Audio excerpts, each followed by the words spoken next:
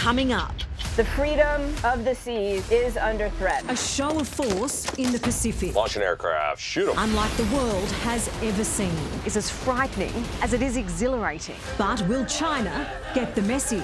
Doesn't really matter in the real world situation. That's next on 60 Minutes. Showing off might not be a conventional military tactic, but it is very useful. And it's exactly what the Defence Forces of the United States and 28 of its allies, including Australia, are currently doing on and around the Hawaiian Islands. RIMPAC 2024, as it's called, is an extraordinary spectacular of the world's most lethal weaponry. And let me tell you, for the uninitiated, it's loud, menacing, and quite overwhelming. For this military coalition, it's also intended to send a clear message to its would-be adversaries. Mess with us at your peril.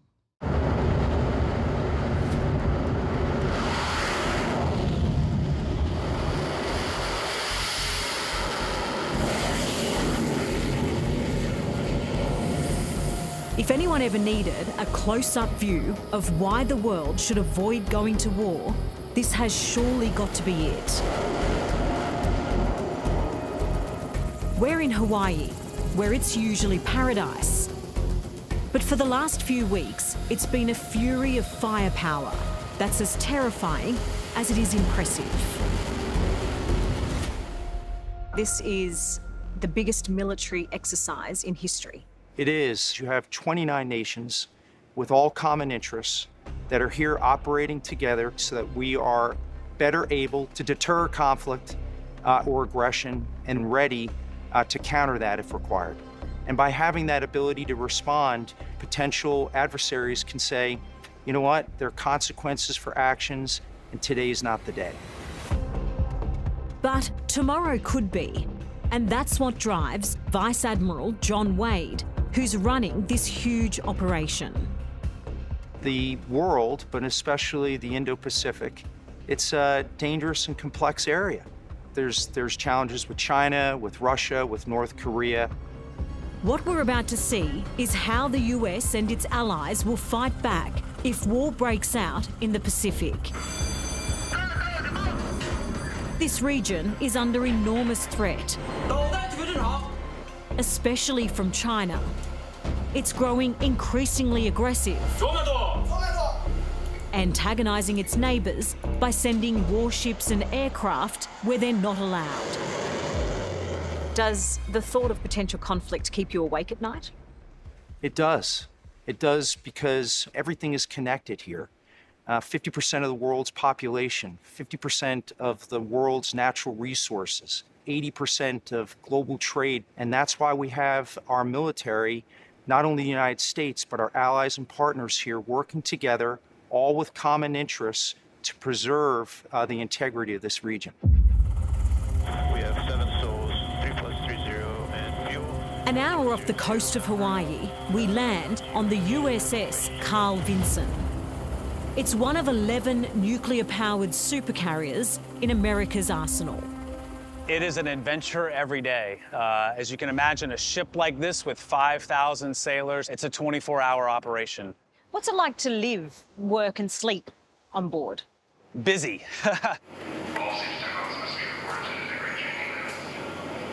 We have about 80 aircraft in total. Captain Matthew Thomas is the commanding officer of the Vinson.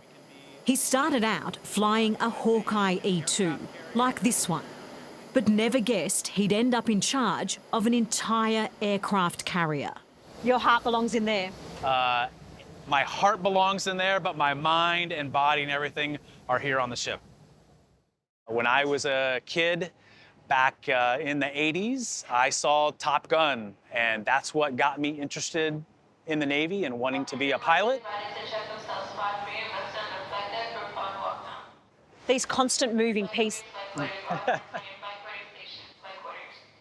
But I saw Top Gun and said, that's what I want to do. I want to fly airplanes, and I want to land on an aircraft carrier. And so here I am, a kid still living out his childhood dream. Why is this ship the envy of every other nation? It's the capabilities that it brings. We can sail anywhere that international law allows, and we can fly anywhere international law allows, and do it for an indefinite period of time.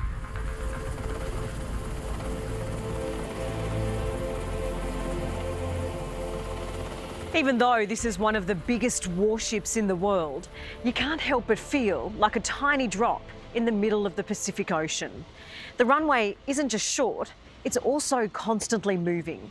So the thought of taking off and landing here is as frightening as it is exhilarating. It's kind of like you're dressing up to be like a superhero.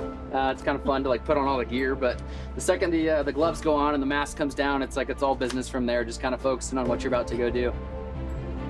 Meet Lieutenant Hunter Coultis. Call sign, Sugar Lips. The call signs are a little bit sacred in the military, specifically the Navy itself. So I was raised in South Texas, so I kind of had that Southern politeness to me. So a lot of people thought I was very, very smooth when I talked to them, and I was talked my way into or out of situations. So I kind of got the call sign Sugar Lips at that point. So everybody would think you have the coolest job in the world, but what you do is incredibly serious and dangerous. Absolutely, yeah. You know, there's a little bit of fear, I think, in every single flight that you do, and I think it's a healthy amount of fear to kind of keep you safe. Up on the flight deck, Looking for number 6. Sugar Lips flies the F-35C Lightning II, the most advanced stealth fighter in the world. What is it like inside that cockpit? It's quiet at first, you know, you're getting taxied up to the catapult. Then you'll see him bend down, you know it's coming, he'll touch the flight deck, and then you just kind of sit there with your hands on the rails, just waiting for the acceleration that is the cat stroke.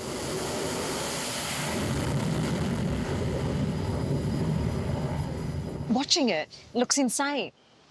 It does. It's the rumble on the floor is the thing that, yeah, and then the heat that comes. Mm-hmm. Absolutely, yeah. The experience that you physically feel in the cockpit, it never gets old, and you've done it, you know, 200 times, and you just have this huge grin on your face as you're just hurtling towards the end of the boat.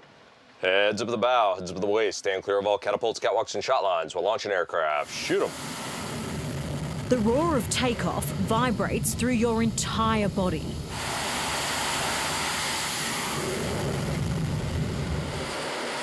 One by one, every few minutes, they catapult into the sky.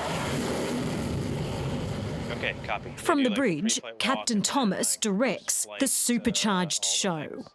Are they practicing things like dogfighting?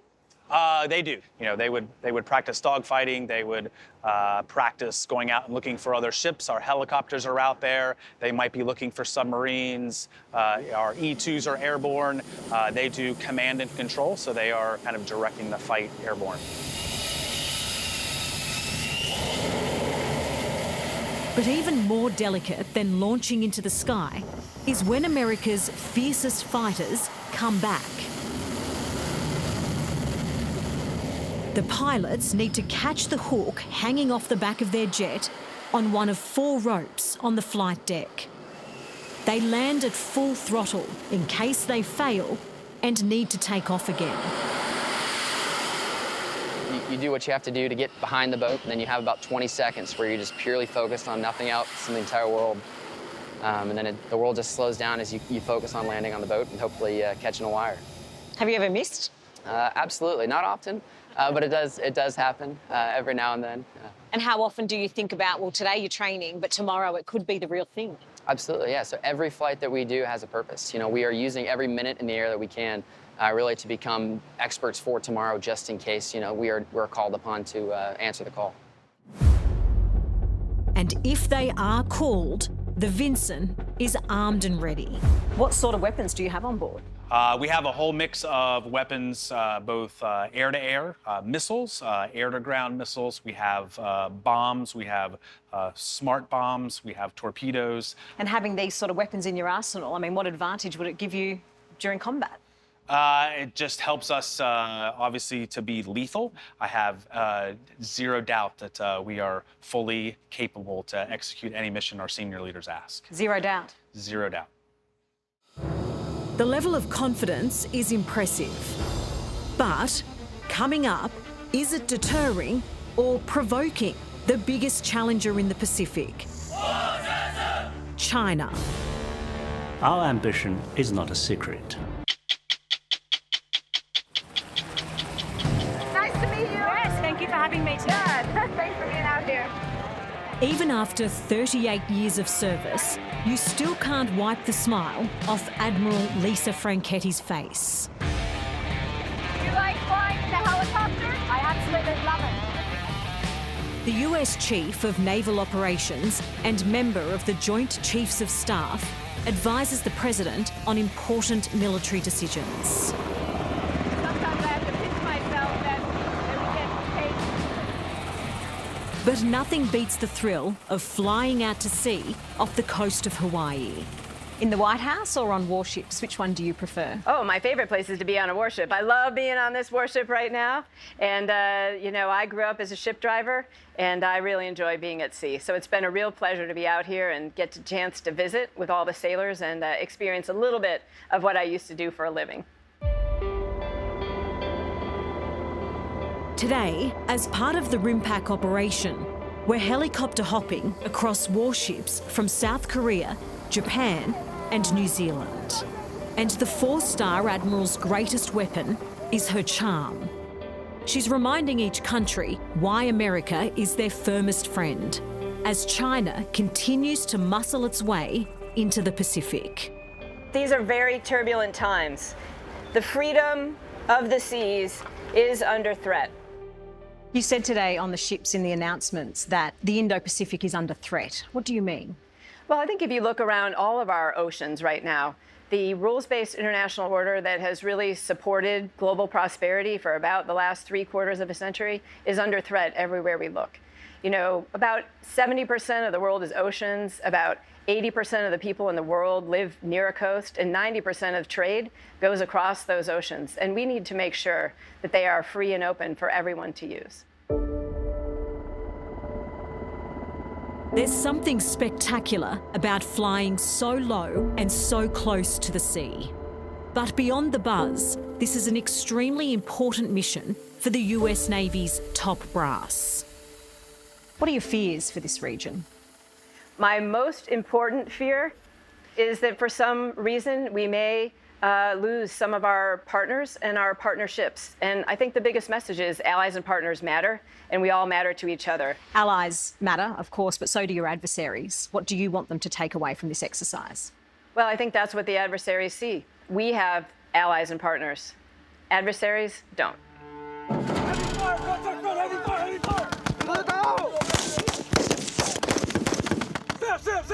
The strong bond between the US and its allies is just as clear and intimidating back on land. The things they're going to hear are heavy effective fire, which means the enemy has a high volume of fire. On the eastern coast of Oahu, US Marines are pushing their partners from Indonesia, Mexico, Ecuador and Tonga to their absolute limits. This scenario right here would be they're closing on an enemy position. It's fast and frantic, but most confronting is the sound of gunfire at such close range. Moving! Heavy fire! Heavy fire! And that's exactly how Major Sam Otavio wants it to feel for the shooters too. Right, you want to try to design the conditions as close to the battlefield as you can. A little bit of a language barrier, which is realistic to when we're in the Pacific and we're fighting with these partners. Like that language barrier is going to be very real. It's going to be something we have to work through. So it's awesome that we get to train out here with them like this. No fires! No fires! No fire! There's no doubt these war games are an impressive and at times terrifying display of what the US and its allies can do.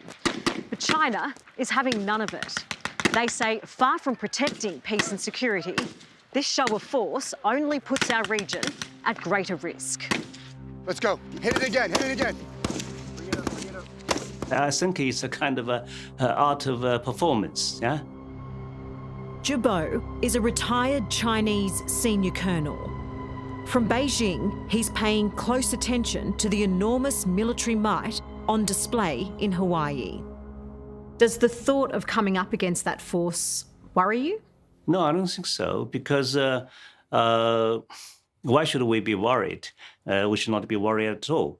If it is about China as a potential threat in a real situation, I don't believe there are many countries that would wholeheartedly follow the United States. Do you really believe that many of America's allies would actually side with China if a war was to break out?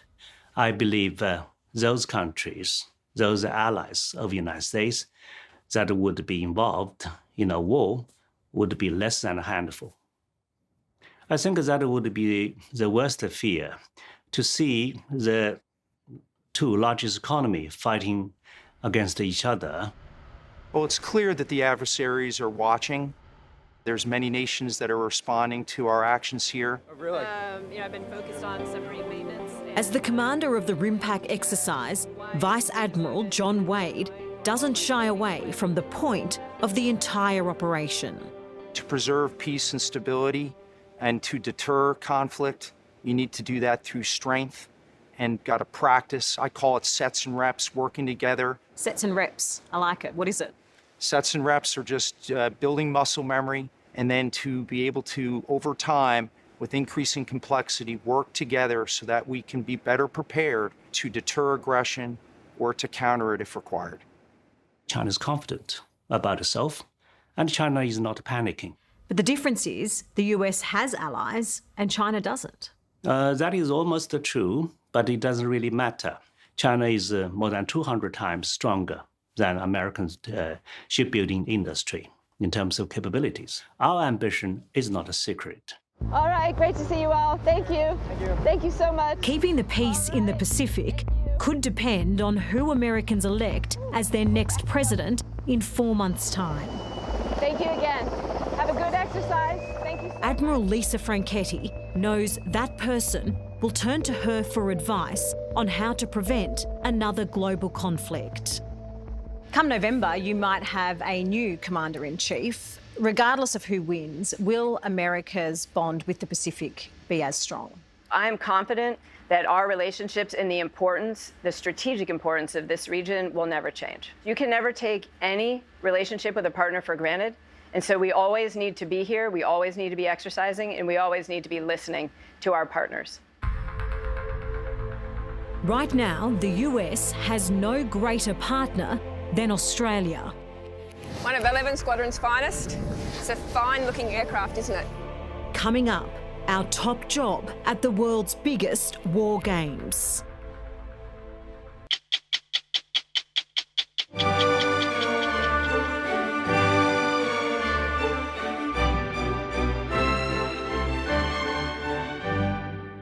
It's mesmerising to watch. Wow. The world's most powerful fighter jets in perfect formation. For such destructive machines, they float with elegance and poise, like a ballet in the sky. Their mission today is risky and difficult, refuelling at 35,000 feet. We like to joke that we're flying gas stations, and I'd say that's the best way to put it. We are filled with fuel, and whatever planes want to come up and get some gas, we're able to give that to them. Mackenzie Macklin is a senior airman on the C-135 Stratotanker. It's carrying 136,000 litres of fuel. At the tender age of 23, it's her job to control the boom pole and basket the fighter jets need to latch onto to fill up. This is one of the few times where you'd have someone who is maybe not as high-ranking in charge of an operation like this. It's a tense time as the best of the US Navy's air wing line up around the tanker. We call them like a mama hen and chicks, and coming up, so they're like little ducklings and stuff like that trying to come up. Oh, it's pretty fun. Are you the mama hen? Oh, yeah. How dangerous is this operation? About as dangerous as you'd imagine. Anything closer than 10 feet is where you start thinking, okay, they're getting a little close. It's all American planes today, but this crew will also work with foreign pilots to practice refueling as if they were fighting a war together. Every move they make has been carefully planned by Australian Air Commodore Louise Desjardins. She's in charge of all the air operations here at RIMPAC, the biggest military exercise the world has ever seen. How do you keep track of all those aircraft in such a small space? We have a big team and great systems. You can't do modern warfare on your own, and I think having partners that you can trust and work with is really important these days. And if we don't do that and a conflict breaks out, what situations do you face if you're not ready? Well, I honestly, I hope it's a situation that we never find ourselves in, and that's our job and our responsibility to make sure that we don't. A huge part of Australia's defence relies on this plane, the P-8 Poseidon. It's a fine-looking aircraft, isn't it? It certainly is. Tell me about it. It looks like a commercial jet, but on board, it's a different story. The Poseidon carries top-secret technology as it patrols the world's oceans to detect and track enemies below. It's looking for any surface vessel or a submarine, and you can see at the back of the aircraft the chutes where the sonobuoys would come out for, and it uses that to listen underwater for any submarine activity.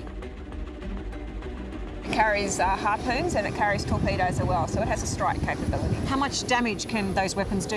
It can take out a submarine, it can contribute to taking out a surface vessel. But Australia isn't the only one building up its arsenal. Former senior colonel in the Chinese military, Jiabo, says his country is too. China is increasing its military presence all over the Pacific, especially in the hotly disputed South China Sea near Taiwan. China is putting its warships in places it's not welcome. Well, this is certainly not true. We are sailing everywhere because the Chinese Navy is becoming a global navy, and right now we need to get familiarized with all the uncharted waters. Many would say that your ships are getting far too close to places like Taiwan. Well, Taiwan is part of China, so therefore it's not a problem. Yeah, we do not consider Taiwan has a territorial sea or whatever. Does it concern you, the threat that's building in the Indo-Pacific when it comes to China? I think any threat that's building on a military basis is a concern for us, and China is not the only player in the Indo-Pacific environment. You know, Australia has a very competent defence force, but I hope that we don't have to employ it in a way that we're practising here at RIMPAC. Our Defence Force has sent a guided missile destroyer, the HMAS Sydney, along with 320 troops to Hawaii. But many believe that's not enough, given it makes up less than 2% of the 25,000 people from around the world who are participating. It's creating some concern that Australia might be underprepared if a conflict was to break out. I think that would not be the case if you looked at the entire program of events that the ADF was involved in over this current 12-month period. We have key leadership positions filled and a strong contingent of key personnel throughout all the headquarters. Are you surprised by Australia's lack of presence at this year's RIMPAC, given the threat on our doorstep? Well, a few hundred people, a ship and an airplane is very capable. Vice Admiral John Wade is in charge of the entire RIMPAC exercise, headquartered at Pearl Harbor in Hawaii. It really grounds me. It grounds me because it reminds me of the consequences of conflict. Why, after so many years of service, are you still so passionate about what you do? When I was a young junior officer, I had my first child. He was trying to figure out what I did, and I said, Daddy helps people. And I really believe that. It is reinforced for me why what I do is so important, to work with others with a common goal of ensuring peace and stability throughout the vital Indo-Pacific region. Back on the USS Carl Vinson, it's also front of mind for Lieutenant Hunter Coultis. Like so many practicing at RIMPAC, for him, there's a strange irony. They spend their life training to unleash the most lethal weapons on Earth, in the hope they never have to. What does the word peace mean to you? Peace. Peace means my wife. honestly. Going back home, waking up in the morning, just having some coffee with my child, that's peace to me. Do you miss them? I do. It's a difficult thing, going and being on the boat and being away. But I've been, given the opportunity to fly, to do this great job. Not everybody does. Sorry. You sacrifice, being with your family to serve your country. How important is that to you? It's extremely important. I've been given the opportunity to do something that not a lot of people have been able to do, and so I just, take every day for what it's worth, and try and do my best when I can to fulfill my duties to my country as well as to my family.